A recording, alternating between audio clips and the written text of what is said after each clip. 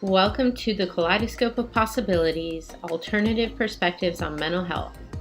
My name is Dr. Adriana Popescu.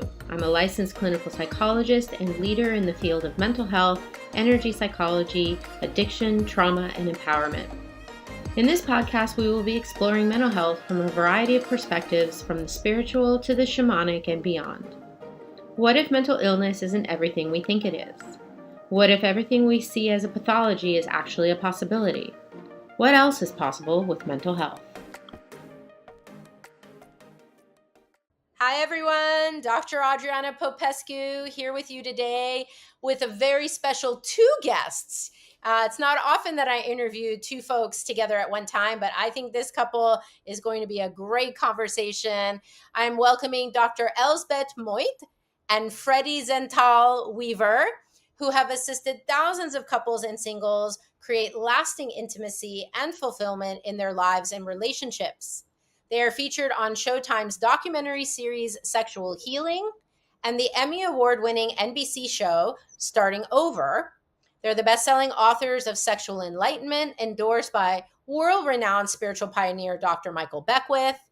And they are the founders of TantraNova Institute in Chicago and the originators of June 1st National Intimacy Day. I didn't even know about that. Elsbeth and Freddy have coached billionaires, innovators, and power couples all over the world. They've shared their intimacy secrets at a global YPO conference in the City of Love, Paris, and got nominated as Changemaker at the White House-sponsored 2016 United States of Women Summit in Washington, D.C. Wow. Elsbeth and Freddy are beloveds, husband and wife, as well as business partners residing in Chicago. Welcome. Thank you. Great to be here with you. Wow. What an impressive bio. My goodness. Yeah, I didn't remember we did all that stuff, you know. You've done some pretty incredible things. And I would love to hear more about how that came about. How did you guys even discover this work, discover each other? How have you created all of this? That's a good question. Great. Well, you know, we've had our institute for 25 years here in Chicago and all over. I was first introduced to a large part of our curriculum that we teach when I was very young. I was 13 years old, living in Hawaii, going through my puberty, spending a lot of time in the shower, as a lot of guys are at that age. And well, my father at the time was a practicing psychiatrist and took pity on me and gave me a book to read, probably thought I was going to hurt myself in the shower, on how to integrate sex and meditation. So I loved it. My girlfriend loved it. And even more than that, you know, I had this dream, this idea, this hope, this deep desire to go on to college on athletic scholarship, but didn't believe I could do it living in Hawaii at the time with the training and the exposure and so on that I didn't think I could get. Well, the practices really assisted me in shifting that belief. I did all the things you would normally do to go to college on athletic scholarship in terms of practice, win games, go to clinics, blah, blah, blah. Went on to college on athletic scholarship. After college, I kept doing these practices and applying these principles in my personal relationships. I was in the software business for a long time in San Francisco. And initially it was fun and so on. After about 15 years, it was just a job. And so knowing what I knew about my own engagement in life and excitement, something was missing. So there was an opportunity that had opened up in Chicago. They liked me, I liked them. They moved me here. That was 25 years ago. I'm still doing the same thing in the software business, marketing. And, you know, so I was single, online looking for Shakti, a female Tantra partner. And Elsbeth's profile showed up. Mm. I really came here to meet her. I didn't know it at the time. Intuitively, I guess I was led. And so we met. And 6 months to the day, what I call transcended the romantic drama. We pooled our resources and created this work, which we've been doing for the last 25 years with couples and singles all over the world. And really excited to share more about that with you here today. Yeah, that's great. Elsbeth? Yeah, my story is quite different. I did not, or I wish I would have had a dad like Freddy's, who would have given me a book on sex consciousness. However, I mean, I grew up in a totally different environment. I'm one of 10 children, was born and raised in Germany, very strict household. And so I came to the United States in my late 20s to do postgraduate work in music. And then I stayed on and got my doctorate in education, and then became a management consultant, which I did for 10 years, got quite good at consulting. However, I really felt despaired at the time about relationship, intimate relationship. I had this pattern of attracting unavailable men, and while it was quite exciting in many ways, most of the time I was alone. And I could see the trajectory. If I was not gonna change this trajectory, I would end up without lasting intimacy and love in my life. And I didn't want to settle for that, before I was going to leave this planet. So, and I knew there was something in the way, like around that unavailability pattern, but I couldn't pinpoint what that was, what was in the way for me to create lasting intimacy and love in my life. And so that is how I entered the study of Tantra.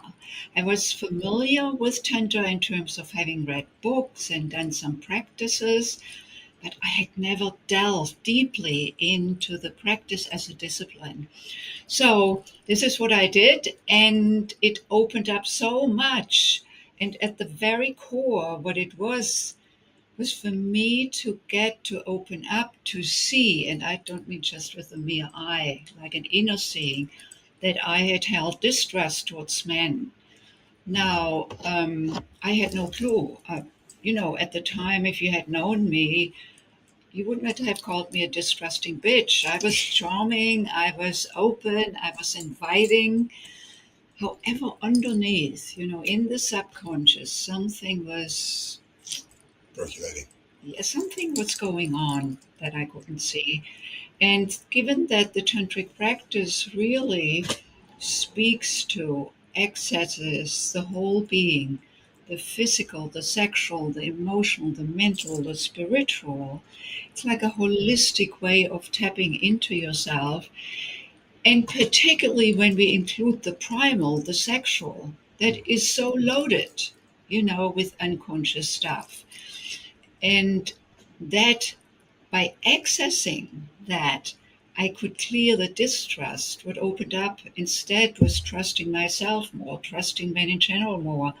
And then 6 months later, Freddy came into my life. Ta-da! And Adriana, I'm sure I would not have recognized him as a potential partner. I mean, I would have seen him. He's tall, handsome, looks like a basketball player.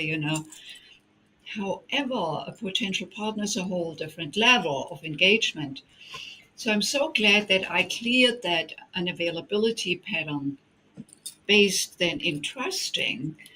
And I could see him and he was available, so that's Here we my are. story. Yeah. And then, as Freddie said, shortly after, it felt like it was a divine coming together, that there was something for us to create together to make a difference in the world. And that is when we created TantraNova and, have developed it and do it every day, and workshops here in Chicago, online, all over the country and the world. So very excited to be here with you. Wonderful. Now let's start from the beginning. So what is Tantra? I think people might have an idea. I think there's a lot of misperceptions people have about it. How do you guys explain it to folks? Yeah. So Tantra, the word literally means weaving. And so I love that meaning, because it's like weaving energy, weaving our reality into being. So there's the Eastern version of Tantra, which is one of the original yogas of the energetic body, as opposed to Hatha yoga of the physical body, the physical form which we're mostly familiar with. It informs us on how to work consciously with our life force or sexual energy in a way that opens something up. There also is a Chinese version which really works more with using sexual energy to heal our body in other ways, physical form.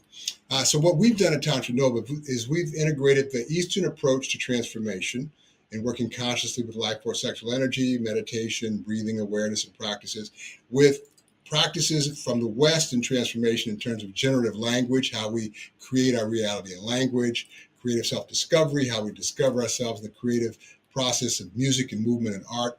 And we put a gestalt together, and this is what we put together and been doing for the last 25 years with couples and singles, and really getting and sharing with them practices, somatic practices that really assist one in getting past our own belief or story around something we most deeply desire that doesn't seem to show up.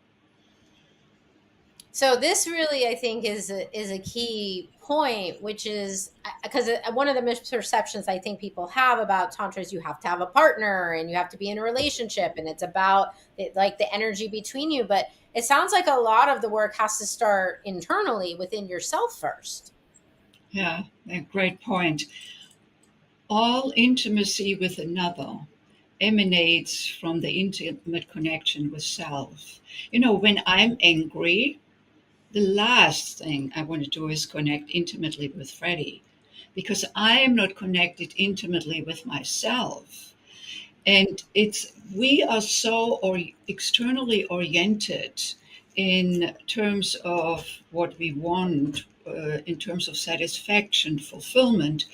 We come automatically. It's not reflected from that it's somewhere available in the outer world. It's an illusion, it's a fallacy. Where fulfillment resides is within oneself.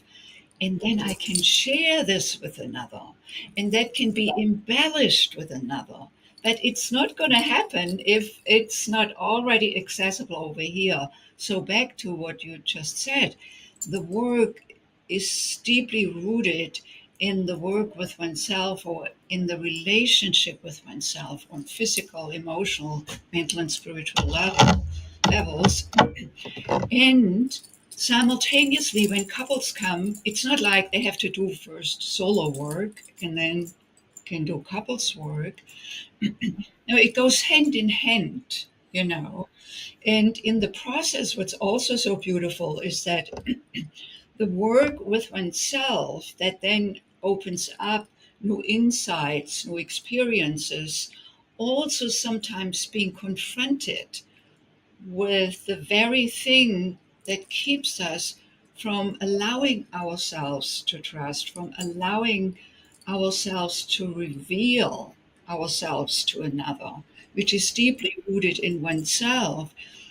When that opens up and when that is shared, the partner they get to know each other better on minute levels, on delicate levels, on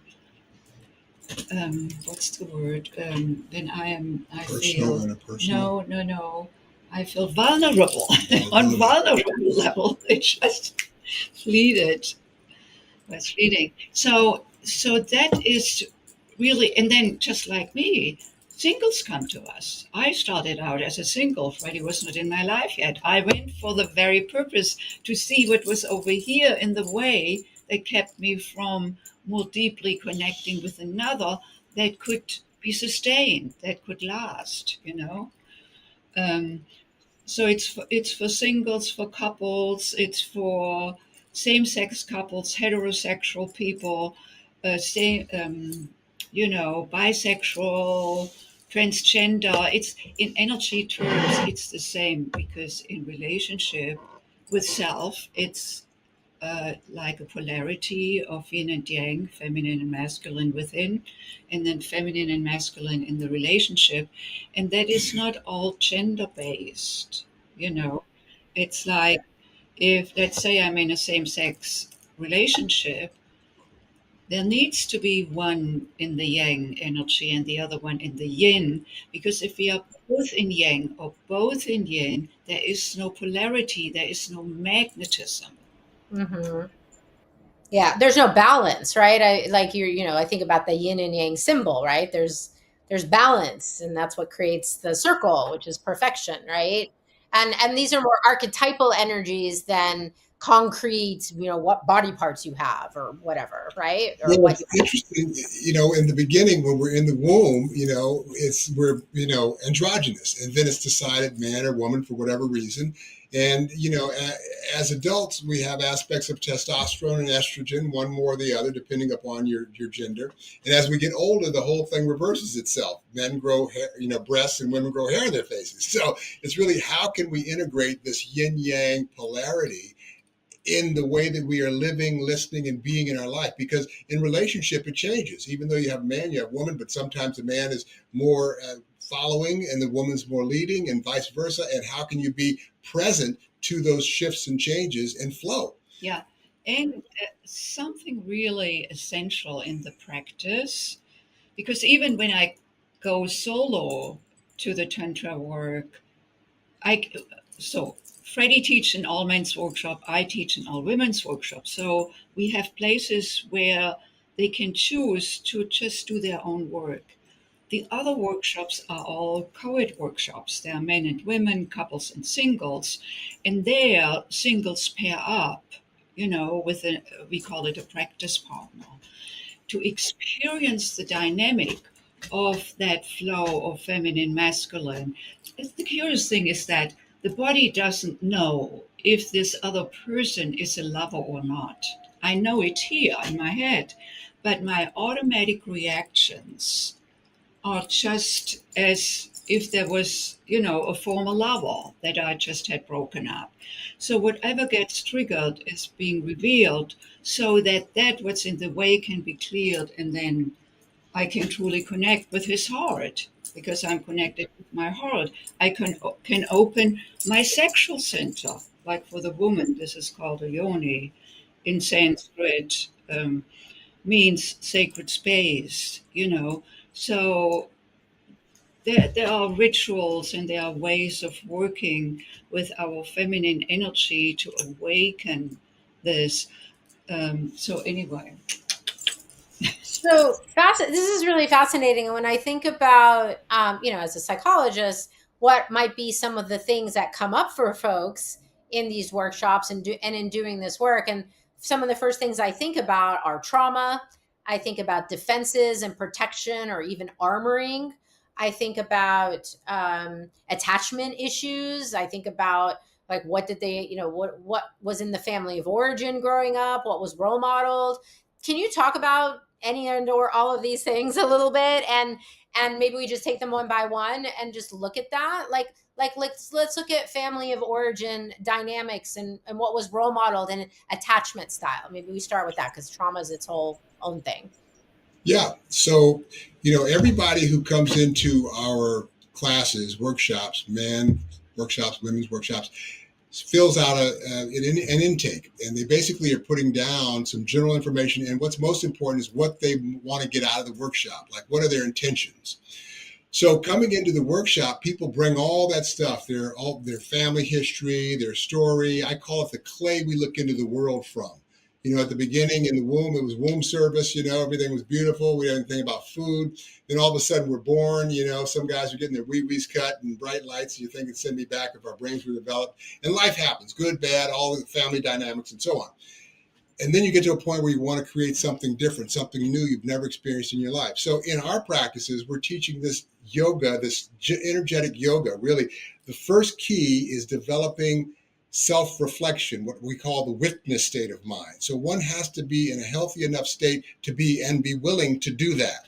So like when you're breathing parasympathetically, and we can give your listeners an example of that later if you'd like, but when you're breathing parasympathetically, you have to think to bring the breath down behind the diaphragm. So in that practice of doing that, for most people, about 3 breaths before they get busy and, distract squirrel, So then in that practice, you start to see how busy the mind is in the story making that we live in, and the opinions and all of the stuff that we believe.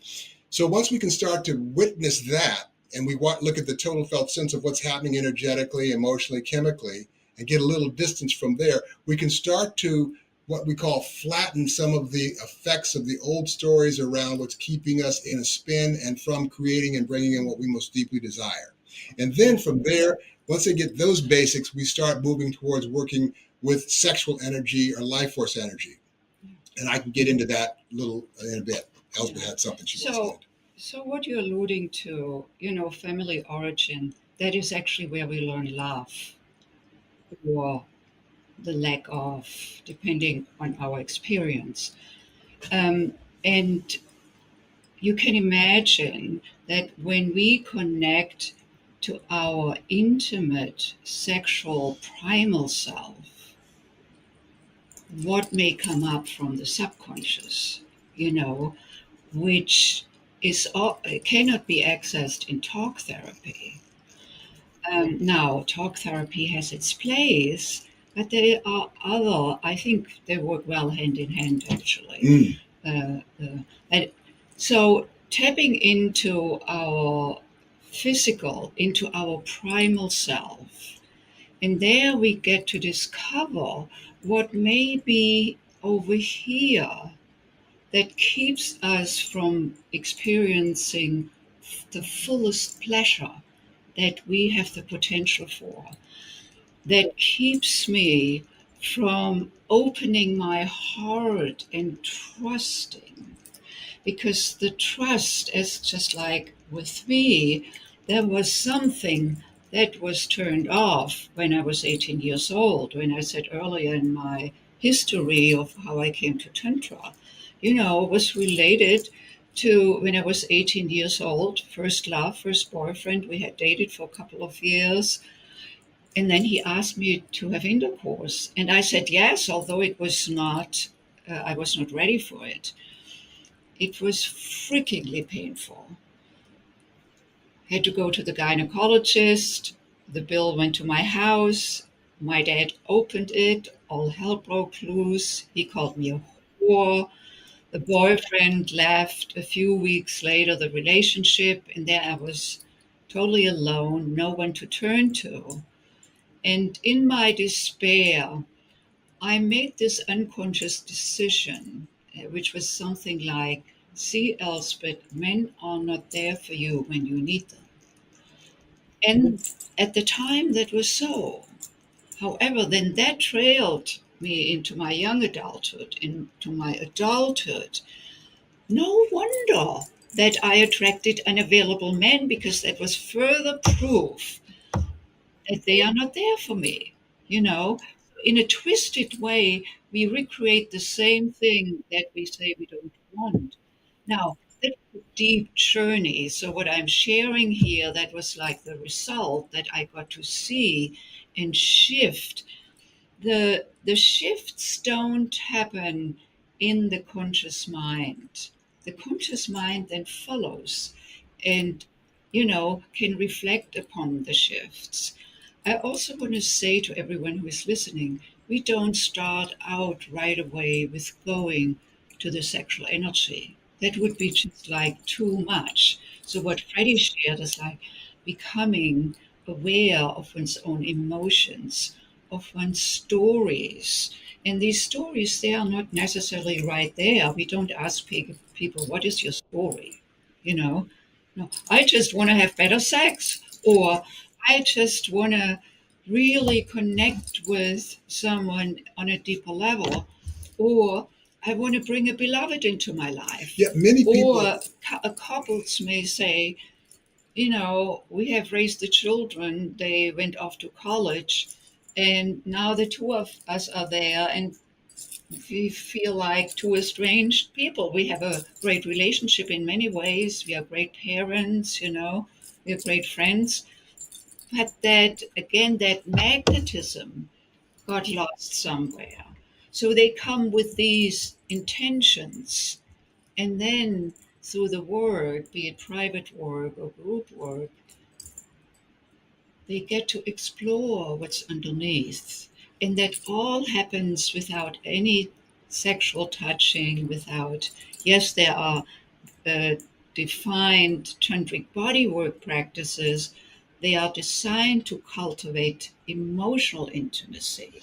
Sexual intimacy, we go to later, when the nervous system already had the opportunity to shift.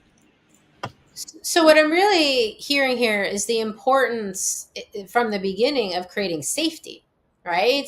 Creating a sense of safety within oneself, which might include, learning how to regulate the nervous system. It might be being able to be vulnerable, all those things. Like without safety, I don't imagine any of this can happen.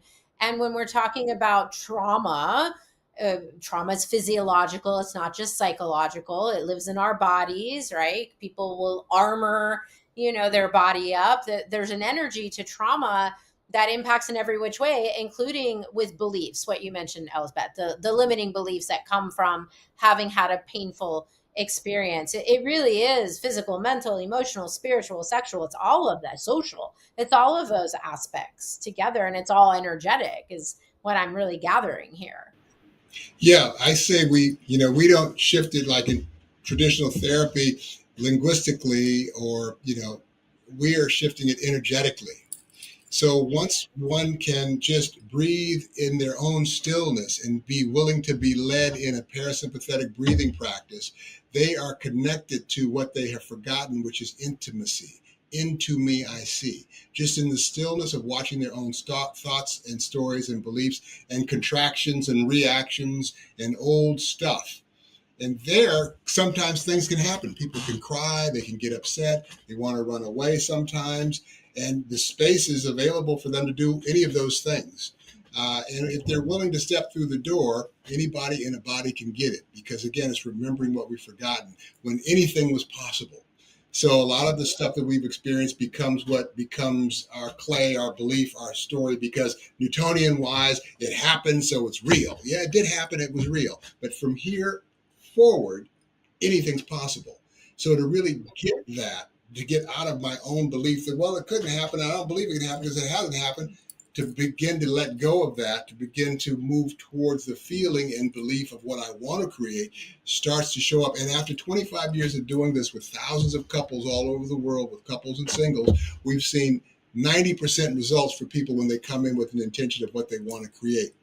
There are those who this doesn't work for them, and that's fine, because when they're ready, they'll find the right, tool that'll assist them in getting where they want to go. I'm confident, though, working consciously with life forces, sexual energy is a unique approach to shifting something deeply. Because when we're in our sexual energy, whether we're doing consciousness work or not, we're more open, loving, vulnerable, receptive. Chemically, we're changed, more endorphins, serotonin, oxytocin, the feel-good hormones. So we're in a physical, chemical altered state, emotionally as well. Now with the distinctions of breath awareness, intention, I want to create something. We get more unmasked to what we don't see in the subconscious, the energetic frequency, in the belief story.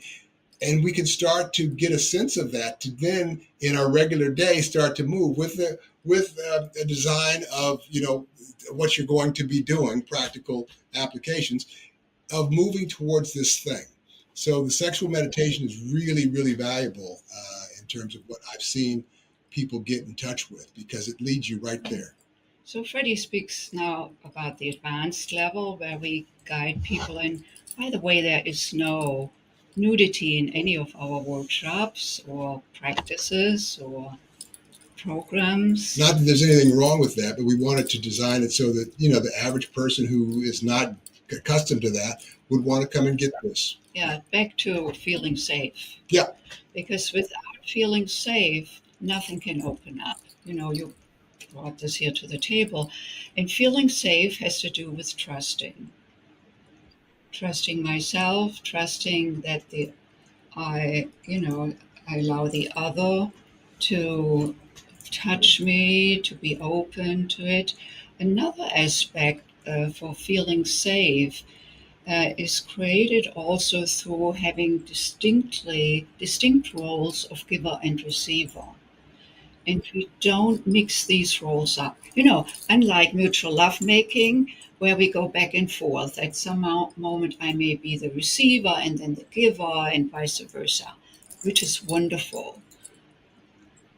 However, in the roles assigned and in the rituals, be they energetic rituals or be they sexual rituals, we stay in these roles. Imagine being in an energetic healing, which is not about any sexual touching. It is the opportunity to clear something energetically. One is the receiver, the other is the giver. And then in the practice later on, we switch, but we complete one ritual in the entirety. When I'm in the receiver role for an hour, what made available to me to open up, to let go, where I don't have to hold on anything anymore. Something that couldn't open up in 5 minutes. It takes time. It may need my body to just relax and shift, from one state to another. And the giver's role is to be there totally. He or she is not there for their own gratification. Now, that doesn't mean that it may not feel wonderful to the giver to support, to massage, to listen, yet all in service to the receiver.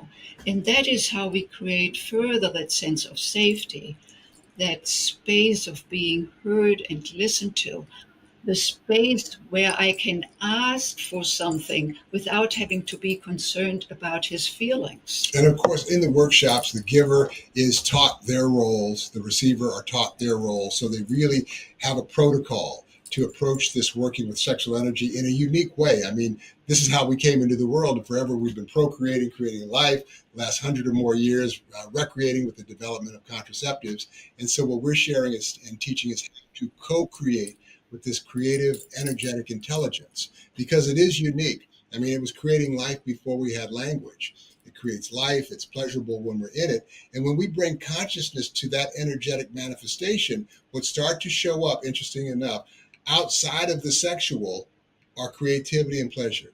The listening shifts. So instead of saying, well, I hate my job, 30 more years of retirement, when I've been in this intimate vulnerability and the deep listening, the cascading effect of that conversation or that internal narrative doesn't hunt anymore, because I can start to see the shifts energetically. So we start to enliven our whole lives everywhere. If it's anywhere, it's everywhere. Yeah. It's really such a comprehensive system. It is quite spiritual in that sense. And it's reminding me how how a lot of people think of yoga as just like an exercise. You go to the gym and you do a yoga class to strengthen your body or whatever. So but true practice of yoga is so much more than that. I feel like this is the same what we're discovering about Tantra here. It's not just about sexual energy and better sex. It's like about everything. It's about safety. It's about spirituality. It's about mindfulness and consciousness. And then, like you say, the effects like trickle out into all different areas of your whole life and relationships and everything. Exactly. Right? Yes. Yes. If it's anywhere, it's everywhere. That's right. And they come from the same origin in terms of tradition.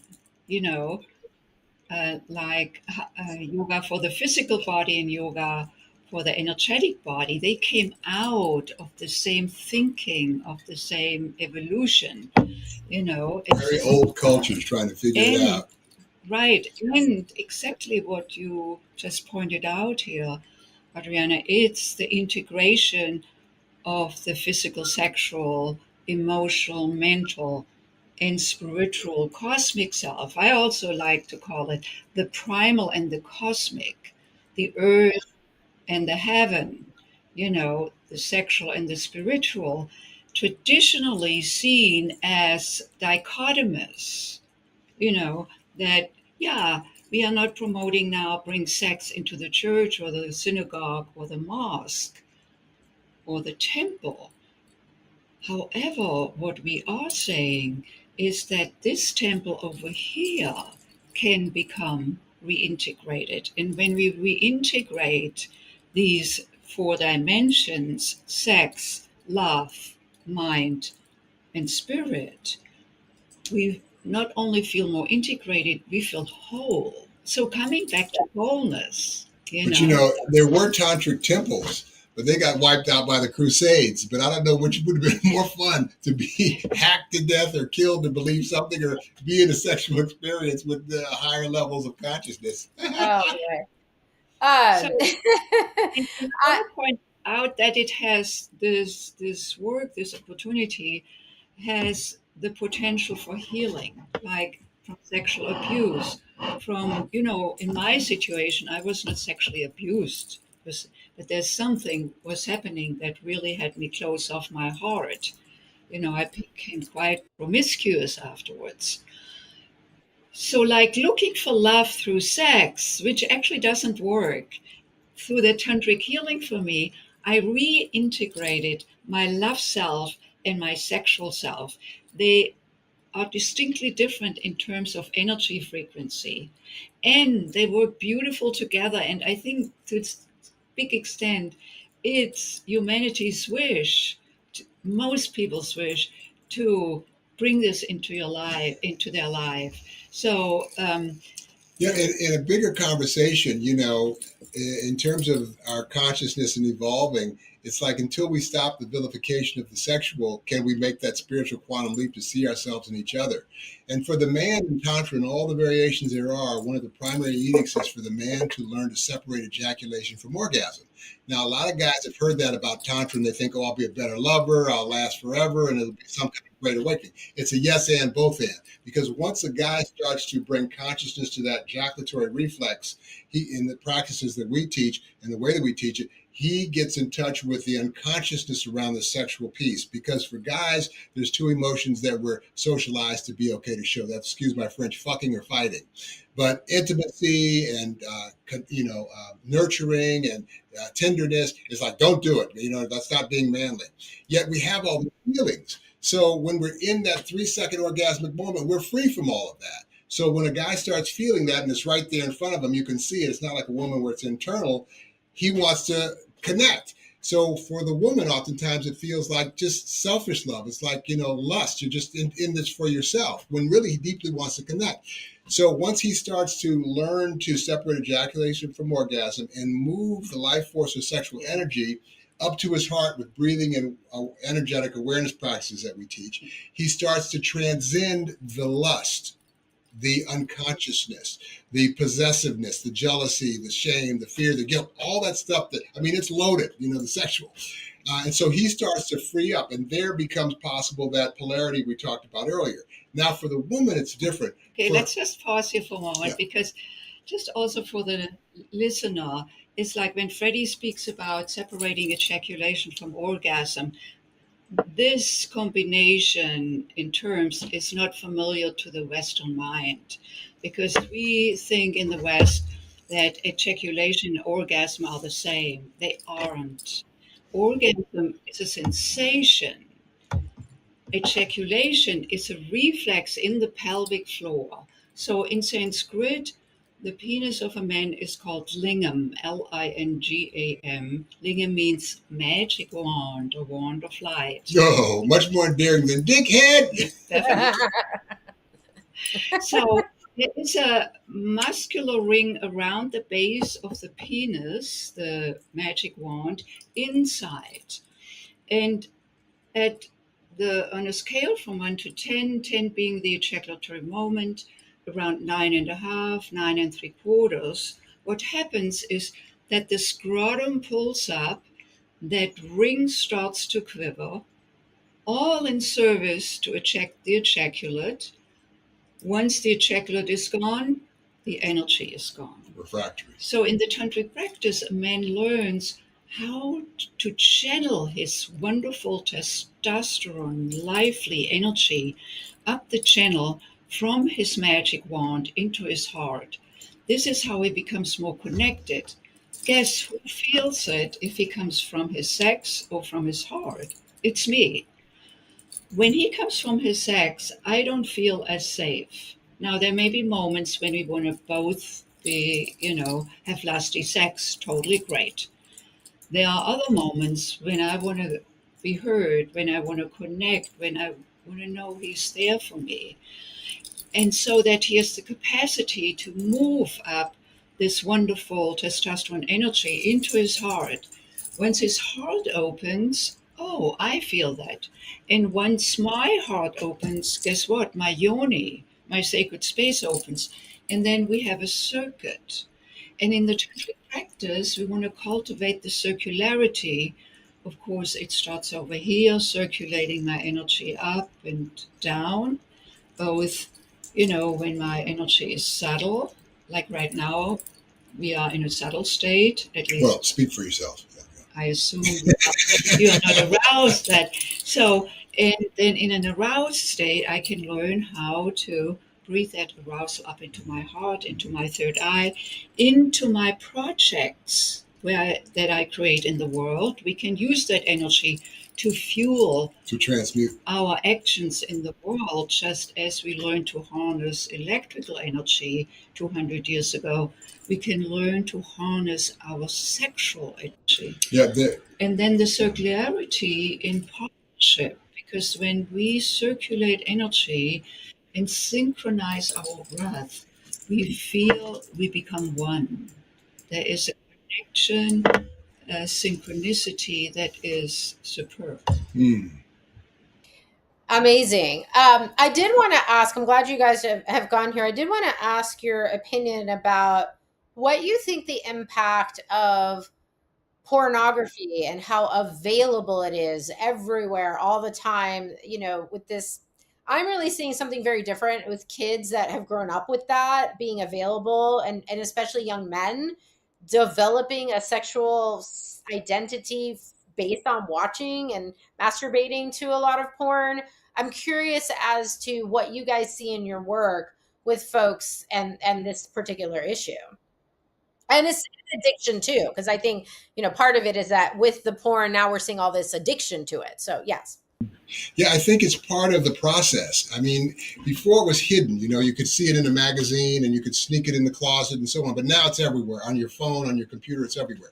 And I think it's part of the process of getting past what the sexual is for us, because we have marketed it, we've sold it, we've misunderstood it, and now we're just gorging ourselves with it because of the feel good, right?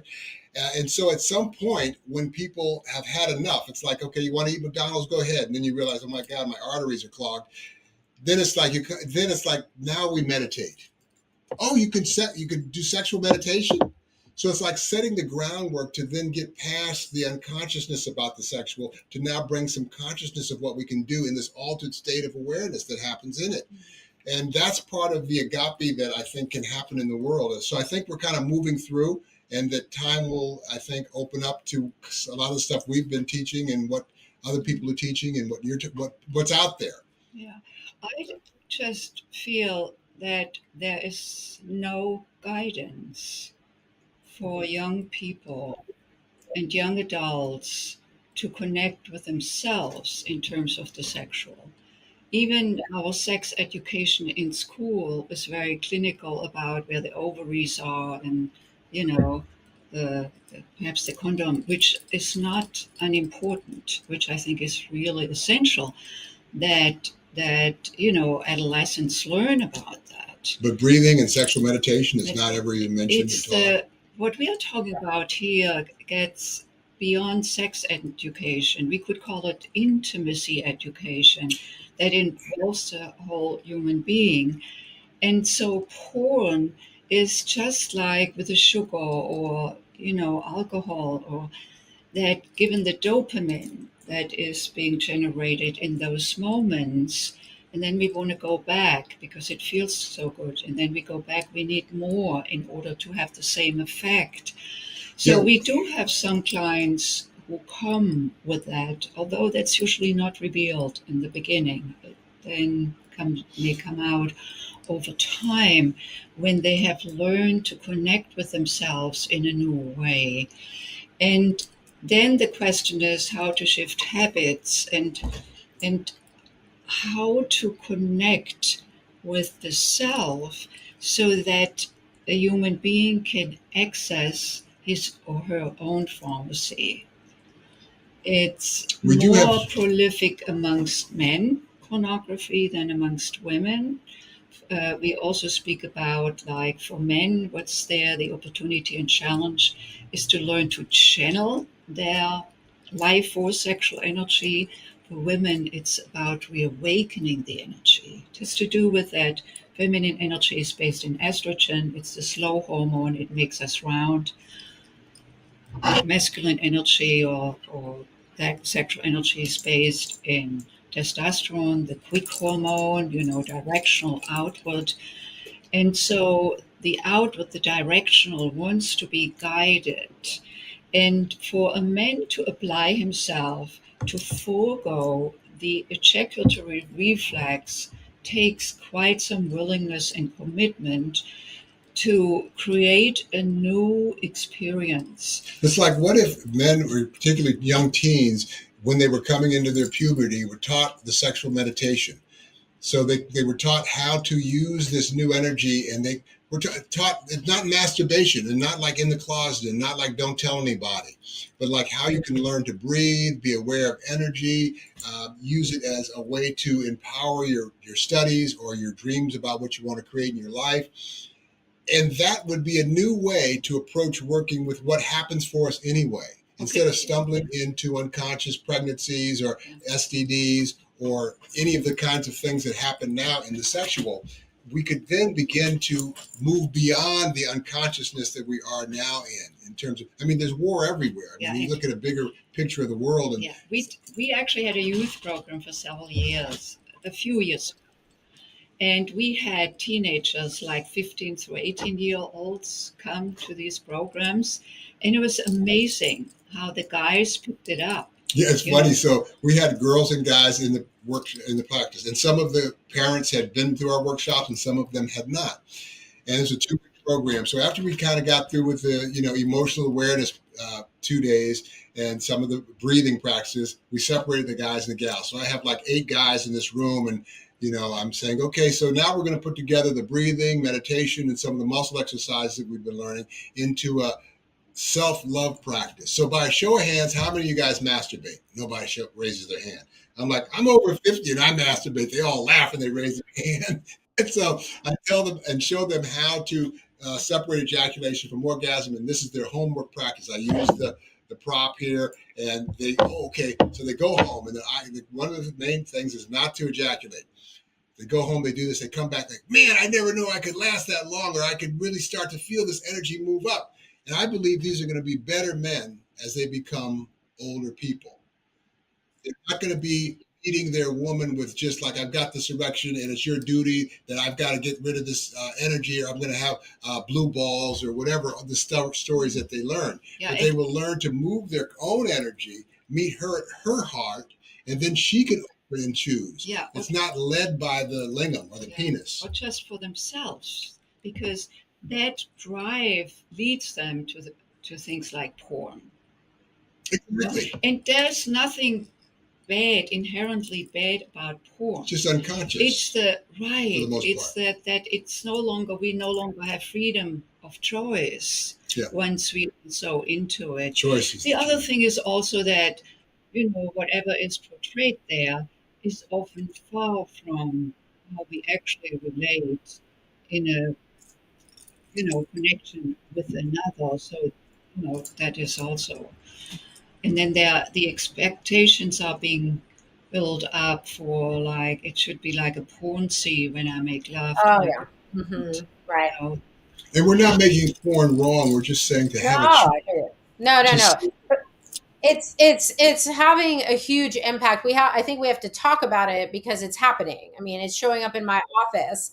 All these couples are coming where one partner is now become addicted to porn. Well, what's going on? Where is this coming from? So it's a real topic of conversation. And I appreciate that you guys are being just so real about it and being honest and open about it. I feel like we could go on and on for hours on these topics, and I'm seeing the time and realizing we have to start winding it down here. Tell us a little bit about your book, about how people can find out more about your work. Great. Thank you so much. So if you like to learn more about us, just visit TantraNova.com, TantraNova.com. And there on the homepage, there's also, when you scroll down, our book. It's called Sexual Enlightenment, How to Create Lasting Fulfillment in Life, Love, and Intimacy. It's a great introduction to learning more about Tantra. There are also practices in the book that we share, and further about what we share today about particulars in terms of male sexual energy and in terms of feminine sexual energy. And also, how that gets developed and the connection with it. So, Sexual Enlightenment, you can also get it in audiobook. It's both hard copy and audiobook available. And yeah, that is, and if you want to reach us, you can do this at tantranova@tantranova.com, or leave us a message on the website. And you're welcome to have a conversation with us and learn more about what could be in store for you. Love it. And one last question, quick here. If you could see a change in the world, like what would be your vision? What's your mission with doing this work? What would you like to see change? Wow. How about peace on earth? It's just a thought away. And that, it sounds like ridiculous. And yet I know that when we do this work and we're in a group with people, what's possible. And so that we continue to, expand our consciousness and learn and practice seeing ourselves and each other. Yeah, for me, it's really the vision that I declared in 2001 with the idea of creating a Tantra Institute in Chicago. At that time, yoga centers were not at every street corner. It was a very different environment 25 years ago.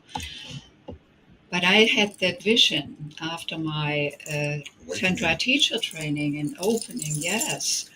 And that the same year Freddy came into my life. So the vision of bringing that sexual spiritual unity into the world as a possibility. And of course, it happens one person at a time, one couple at a time, one group workshop at a time. So at times it feels like, oh, it's just like, a little drop in the ocean. But then if the people who come, they shift their energy, they transform their relationship with their sexual self into being, powered by and fueled by the energy that ultimately is love energy.